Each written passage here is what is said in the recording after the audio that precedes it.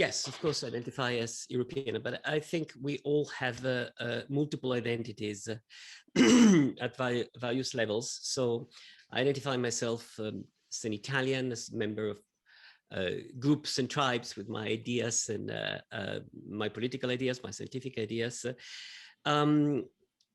If I have to choose between my allegiance to Italy and my allegiance to Europe, I certainly choose my allegiance to Europe. So in that sense, I identify myself more as a European, as an Italian. And in the same sense, I identify myself more as citizens of the world than European. So if I had to choose between my allegiance to the world, to the human family, all over the planet, and the European one, I give priority to my allegiance to the human family. In fact, I think the beauty of the European project, it's precisely that it allows this to happen. It's a project where the different identities have not decided to cancel themselves in an upper identity, but to merge into a larger unity, which I think makes sense only to the extent in which this larger unity, Europe, think itself as a further larger unity, which is a planet as a whole. I guess what I'm saying is that if Europe is a way to take away boundaries between nations, to put stronger boundaries around Europe so that we are stronger than the others, that's not my project. But if it is a way to make a step toward let's work for collaborating all together rather than competing all together, then it is my project.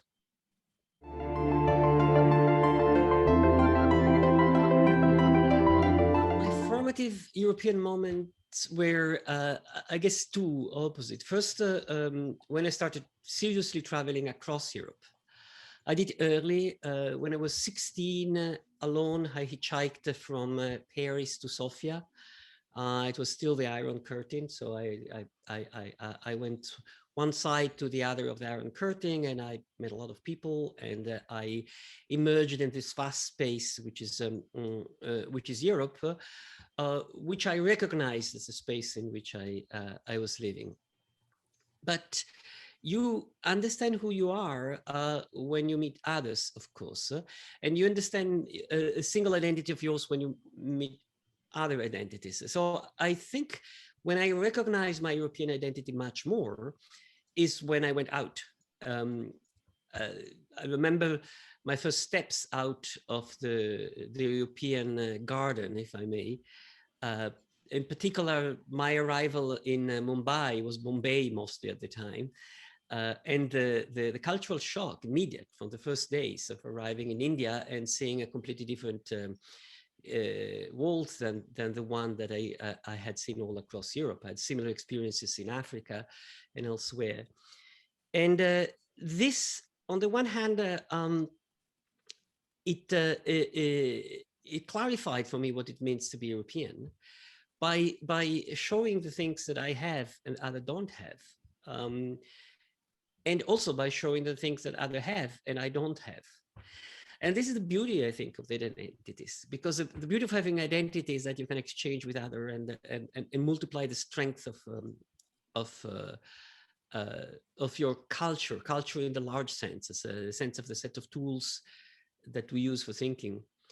And this has been very strong in my life. My career as a scientist has been marked by a very good collaboration within which I've done most of my work. And there were three of us.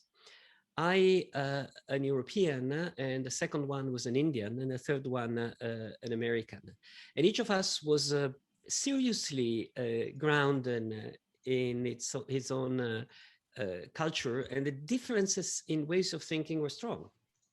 And it's exactly these differences allowed us, the three of us, to collaborate and to come up with scientific results, building on the cultural differences that allowed us to look at problems from different perspectives and bring in on the one hand, more analytical tool, on the other hand, more sort of historical, philosophical, synthetic tools, and on the third hand, more courage for innovation.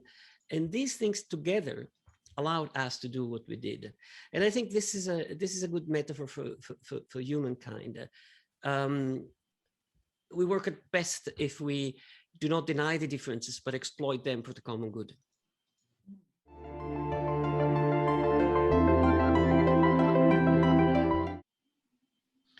Well, there's one worst moment that comes immediately to mind, which is the bombing of Belgrade. For me, it was a shock. The world is a hard place. I grew up after the tragedy, the immense tragedy of the Second World War, which touched the planet all over, strongly in many places, and within Europe was devastating. And somehow I grew up after the war in the idea that at least within Europe, we for one way or the other, we had succeeded to avoid violence and to avoid war. And the fact that the war exploded, and Europeans were badly killing one another. And let me clear, I'm not talking about Serbians killing people in Kosovo. Of course, it was wonderful. It was horrible to see some small group of Europeans turning violently against other. But what really hit me is that Europe as a whole,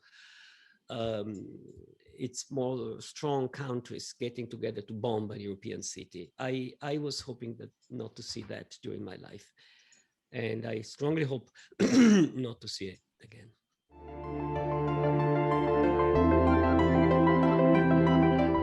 There's one moment which touched me strongly in the European history, is when the German chancellor went to Poland and gave a speech that touched me, and I think it touched many people, apologizing for not what he did, but what his country had done to Poland during the Second World War. It was a moment of greatness, and I must say a moment of greatness of Germany. And in that particular moment, I thought there is something good in the European project. And I look forward for the moment in which Europe as a whole, the president of Europe as a whole, could go to Africa and apologize, or to America and apologize, or to Asia and apologize, or to South America and apologize.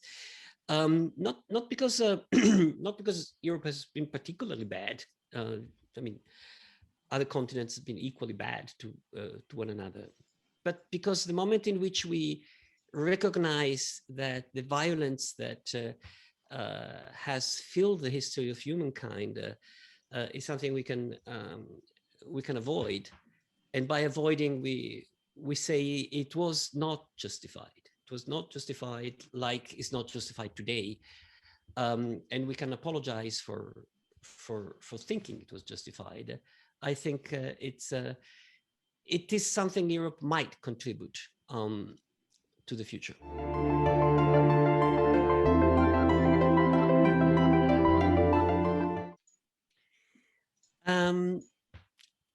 I grew up as a young boy in a Europe with boundaries, and I remember traveling from one country to the other, passport and check and police, and I think it was completely symbolic. But the first day in which I crossed the border from Italy and France, and there was nothing at all, I could just drive through easily, was such a moment of joy and happiness. Boundaries can be taken down. We can recognize one another not as enemies we should defend us from, but from, brothers and sisters we can live together with all differences and all fights again. So I think the simple freedom of movement that suddenly at some point was in Europe, I loved it. And it's so hard now, so sad for me and the people of my generation to see it being eroded. I've been working in France and going back home in Italy a lot during the last years, and police control have come back. so heavily, and I think that that's horrible. So this was a symbolic thing. Of course, it's not, you know, taking out a passport and showing it is not, but it's a huge symbolic thing. And what Europe has given me is this symbolic aspect. There's something I love in the European project, which is the following. It's a strong political community, because one way or the other, with its weakness, is a strong political community, which is not originated by one power, um, one center of power, getting power and sovereignty larger and larger, but the other way around, from individual country nations giving up part of their power to a common project. This is a great idea. It's not unique, but is rare. It's even grounded in European history, perhaps even the Middle Ages. This idea that you can construct centers of power by giving power up, and in this, the Europe could be a model. The planet is going toward a difficult. Humankind is going toward a difficult period. If we are going in the direction in which, unfortunately, recently we seem to be going, which is to read the present in terms of, oh my God, the other are becoming powerful, I have to keep my power. We are going straight to a disaster. We have common problems. Climate is changing. The ecological disasters are serious. We have atomic weapons all over. War is still, poverty, economic disparity. All these things can be addressed by humankind. Humankind is strong and flexible, but not if like we're doing, we think in terms of us against the other.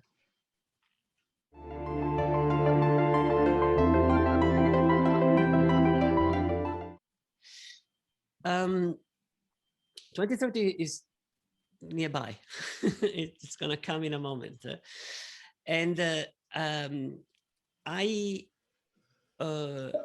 would like Europe to becoming a stronger voice in the international arena, not to be stronger, but to bring a voice of pacification.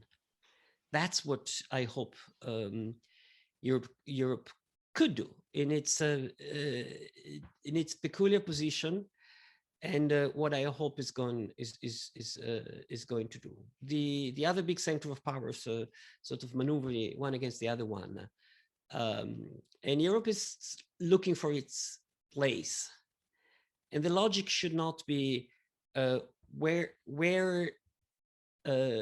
us Europeans can put ourselves to maximize our advantage. The point is that where us European should put ourselves to minimize the risk of the common disasters. I'm coming back to this idea, but I think it's a key idea. And in Europe, both these tendencies very, very strong. Tendency of constructing a fortress to be stronger against the other, and seeing Europe as a member, in the same sense in which European countries are a member of a European community, seeing Europe as a member of the community of humankind. So this is what I would like Europe to do, to take this role. Europe is strong, is powerful, more than what it thinks itself to be, because it's still an immense center of power in the world. It can, and this is not. This is part of the European DNA. When I thought about answer your questions, and I started thinking. My European, what is my European identity? And I thought I'm Italian, I'm European, but also citizen of the world. I thought of saying something strange, and then I heard the other interviews that you have, and there was one by Barroso, and he started by saying exactly the same thing, and this opened my heart. I mean, if at the top of Europe, there's a person who immediately says, yes, I'm European more than Portuguese, but I'm a citizen of the world also and first. This, to me, indicates that Europe can be felt by all of us as a step toward taking away boundaries all over, not just around Europe.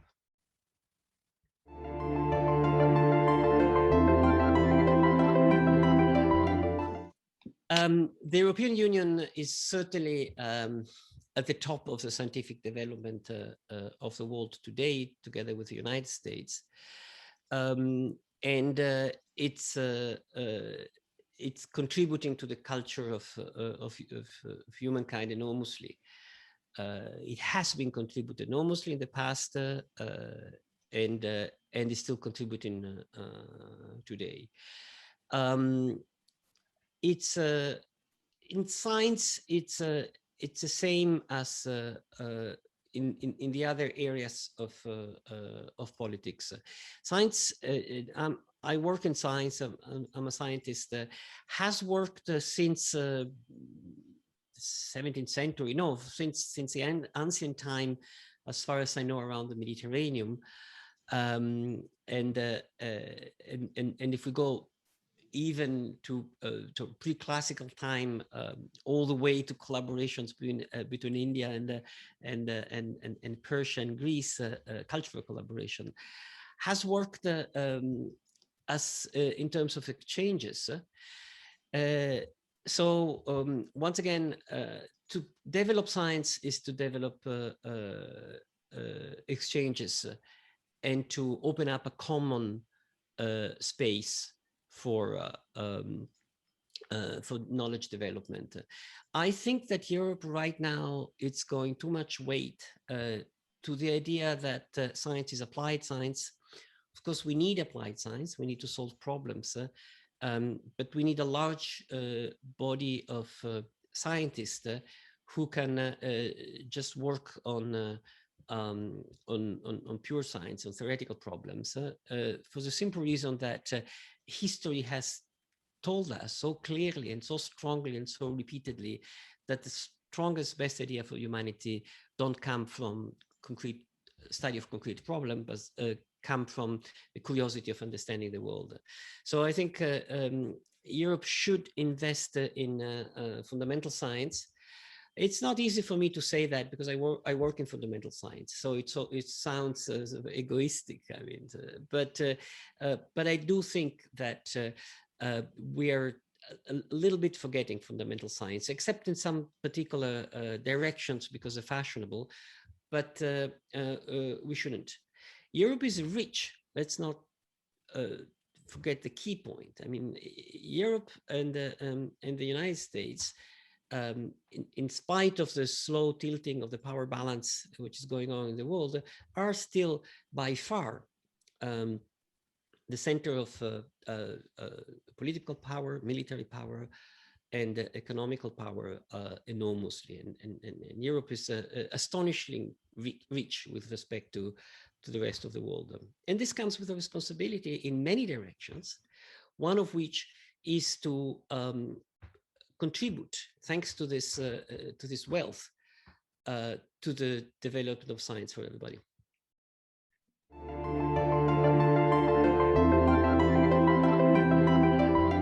But I want to stress this because I hear often concerns we are falling behind. This is silly. If we are falling behind because our scientific investment go down, it's a problem.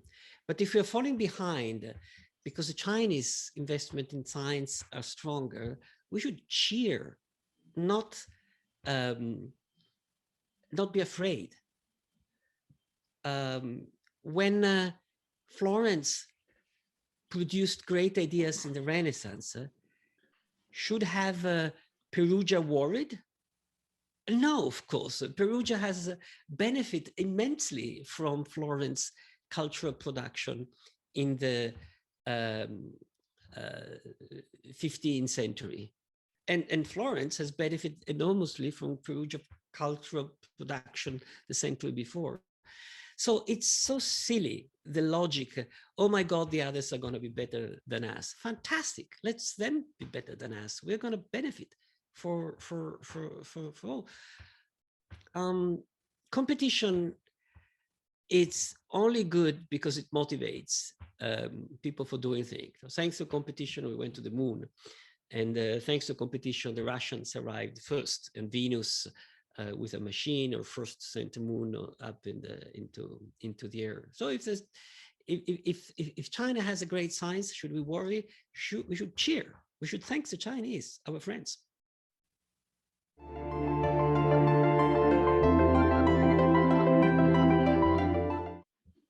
I've studied time a lot as a physicist. I've written about time, and if there's one thing that I understand about time, is that it's a very complex notion formed by different layers and structured by a variety of different phenomena. So there is a very simple notion of time, which is the one kept by clocks or by the counting of the years. But that's not what we mean when we talk about time. When we talk about time, in our usual way of thinking about time, what we mean is our way of organizing the region of phenomena that we know, that we remember, and that we expect in the future, and we plan in the future. So time is really experiential time, cultural time, historical time is really a complicated construction that comes from a work of selection and reorganization that is done in the brain of each of us and culturally together. And there is something that has profoundly impressed me traveling outside my own country, both within Europe and outside Europe, but perhaps even more strongly within Europe. Namely, we Europeans in different countries have a totally different understanding of history from one another. Our history books are different, are incredibly different. The history book of a French and an Italian, which are very similar countries next to one another, similar language, similar shared infinite number of cross fertilizations in the culture, and yet we have a completely different understanding of history. And an Englishman has a completely different understanding of history. And if we move out of Europe, this is even stronger. I mean, I've lived 10 years in the United States. And what has impressed me is that the reading of history of an American is completely different than even what have in common the Europeans in their own reading of history. And this is important, I think, because we read the present in terms of our notions formed about our understanding of the past. And I wish one of the projects in Europe would be to study the history that our friends from other countries study and see the difference. It would be laughable. It's incredible. I mean, ask Frenchman what is the most important thing step in humankind. He would say the French Revolution. Ask an American, he doesn't know that there was a French Revolution. Ask an Englishman, he wouldn't say the French Revolution, and so on and so forth. So there is a project here, which is not to look for a common historian view, European view of the past, but understand this diversity in the possibility of reading the past. Past can be read in all different manners. And of course, during the last generation, we Europeans have gone through a deep rethinking of the way we read the past. No doubt. I grew up a boy. I remember I had a book where for young kids, in which the history of the world was everything dark and Europe illuminated with light, and then the light clearly going elsewhere. Today, everybody would laugh for such a picture of the world, right? China was a huge empire, richer, more civilized, more developed than Europe for most of the past centuries. Why don't we learn the multiplicity of ways in which the time can be organized?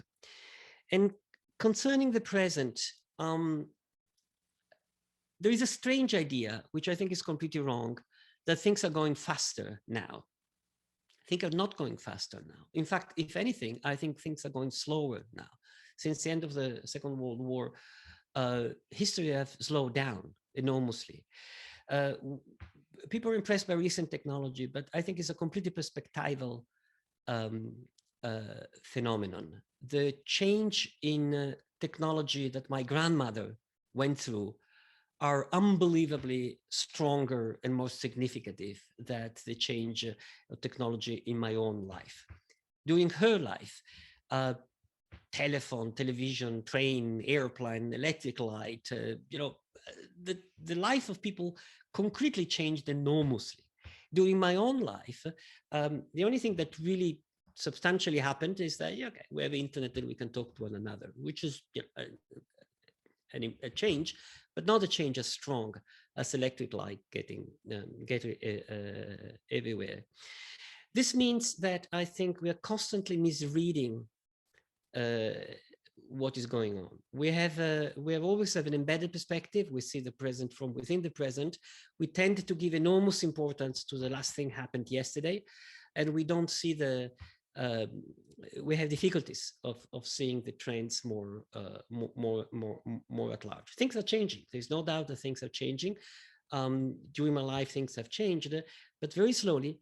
And I think that what we have to confront constantly is not the time. The larger scale of time counts more than the shorter terms of time. And if we keep thinking in terms of short times, we miss the opportunity and we create damage for ourselves. And this becomes extraordinarily urgent in what I think is the true urgency of the moment, which are the global problems, which certainly humankind is it's going to face.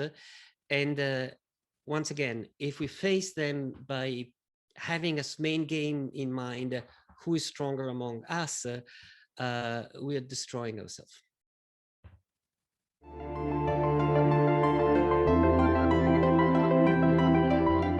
I think so. I am not sure I'm competent to answer, but my impression is that our fundamental sort of human experience of time is a mixture of desire and fear. What we mostly do is remember the past and try to anticipate the future, and the future scares us because we're going to lose what we had in the past, but also the future is a place where we're going to find something what we want. We are by nature wanting something. So we live in a balance between going out to get things and defend what we have. And politically, we do the same. It's remarkable how the political history of so many places, it's a continuous dialectic between a right and a left, where the right is defensive. We're going to lose conservative by the name itself. Unless we conserve what we have, we're doing damage. And the left progressive, it's looking for better. And of course, if we don't look for better, we would still be adoring the pharaohs and burning people alive and having slaves and subjected women and so on and so forth. So it's because we change that humankind go ahead. But it's also true that change is dangerous all the time. So this oscillations between conservation and preservation, between conservative and progressive. It's structural. I think this continuous balance is structural in the way humans live politically, namely together, because it's the way we each one of us live our life. And I always felt, I consider myself a man of the left. I always ask myself why my friend on the right are on the right, I'm on the left. And I think on the whole, the answer I find is that they are more touched by fear and less by desire. In fact, if you go to the extreme right, I think everybody should read Hitler, Mein Kampf, because it makes clear what is the source of extreme right, which is fear. I mean, Mein Kampf is all about be careful, they are gonna eat you unless you're strong and they're stronger than you. So I think we should exactly be aware of all this. Fear is dangerous. Of course, some kind of fear is good, because otherwise, you know, the young kids who have not enough fear put themselves with all sorts of troubles. But all what we have good in our civilization was produced by the moments in which we could avoid fear and find slowly, step by step, doing something better.